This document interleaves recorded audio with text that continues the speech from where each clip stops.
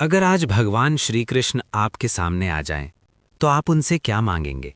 धन, स्वास्थ्य, सफलता या बस थोड़ी शांति? लेकिन जरा सोचिए, अगर श्री कृष्ण कुछ दे ही नहीं, बल्कि आपसे सिर्फ एक सवाल पूछ लें, क्या तुम सच में जी रहे हो या सिर्फ सांस ले रहे हो?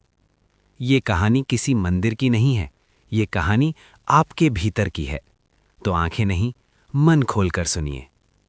बहुत समय पहले एक छोटे से गांव में माधव नाम का एक युवक रहता था। नाम भले ही माधव था, पर जीवन में माधुर्य नहीं था।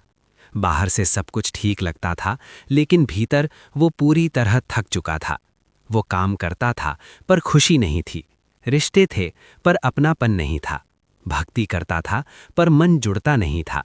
हर रात सोते समय वो खुद से पूछता, भगवान, अगर आप सच में हो तो मेरी सुनते क्यों नहीं? एक दिन वो मंदिर गया। चारों तरफ भीड़ थी, घंटियां बज रही थीं, लोग प्रार्थना कर रहे थे, सब कुछ मांग रहे थे। माधव मूर्ति के सामने खड़ा हुआ और पहली बार भगवान से शिकायत की, हे कृष्ण, मैंने किसी का बुरा नहीं किया, फिर भी मन शांत क्यों नहीं है? क्या मेरी भक्ति में कमी है या फिर मैं ही गलत हूं? मूर्ति चुप थी, जैसे हर दिन। माधव निराश होकर मंदिर से बाहर निकल आया। मंदिर के बाहर पीपल के पेड़ के नीचे एक वृद्ध सन्यासी बैठा था। चेहरे पर शांति, आंखों में गहराई। उसने माधव को रोका, बेटा, भगवान से सवाल किया है तो उत्तर सुनने की हिम्मत भी रखो। माधव चौंका, आप कौन हैं?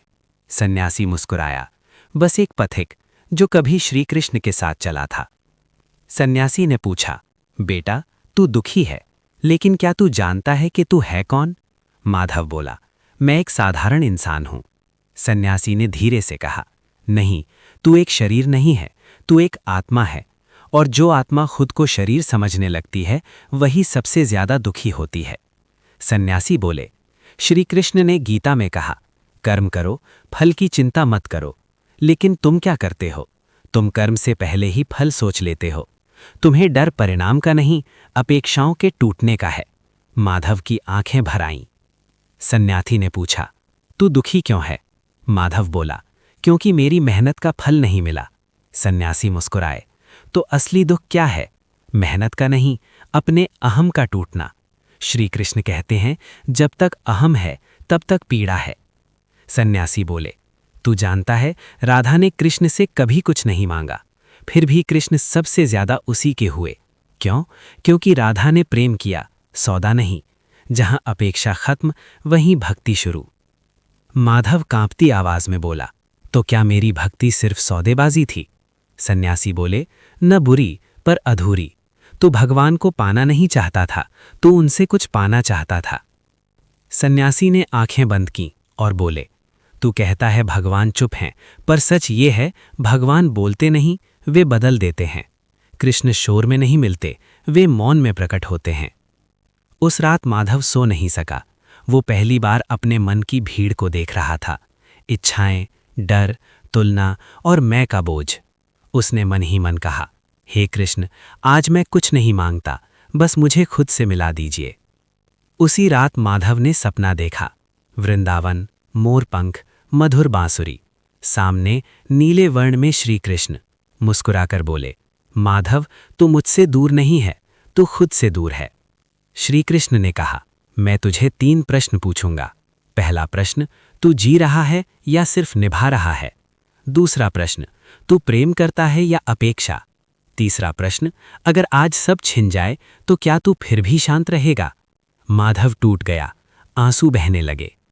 श्री कृष्ण बोले, जब तक तू कुछ पकड़ कर जिएगा तब तक डरेगा, और जब तू छोड़ना सीख जाएगा तब तू मुक्त हो जाएगा। भक्ति का अर्थ है भगवान से कुछ मांगना नहीं, बल्कि खुद को अर्पित कर देना। सुबह माधव की आंख खुली, पर वो वही नहीं था। मन हल्का था, जैसे कोई बोझ उतर गया हो। उस दिन वो मंदिर गया, लेकिन मांगने नहीं, बस बैठा और मुस्कुराया। काम वही था, पर तनाव नहीं था। रिश्ते वही थे, पर अपेक्षा नहीं थी। समस्याएं वही थीं, पर भय नहीं था। वो समझ चुका था, कृष्ण बाहर नहीं है, कृष्ण भीतर हैं। कुछ दिनों बाद माधव फिर पीपल के पेड़ के नीचे गया। सन्यासी वहां नहीं थे, बस जमीन पर लिखा था, जिस दिन तू खुद से मिल गया उस दिन तू श्री कृष्ण से मिल गया। दोस्तों, श्री कृष्ण का मार्ग डर से नहीं, प्रेम से चलता है, अपेक्षा से नहीं, समर्पण से, भागने से नहीं, जागने से। अगर आज श्री कृष्ण आपसे पूछें तो क्या चाहता है, मुझे या मुझसे, तो आपका उत्तर क्या होगा? जहां मैं मिटता है वहीं कृष्ण मिलते हैं, और जहां कृष्ण मिलते हैं वहीं जीवन खिलता है। राधे राधे।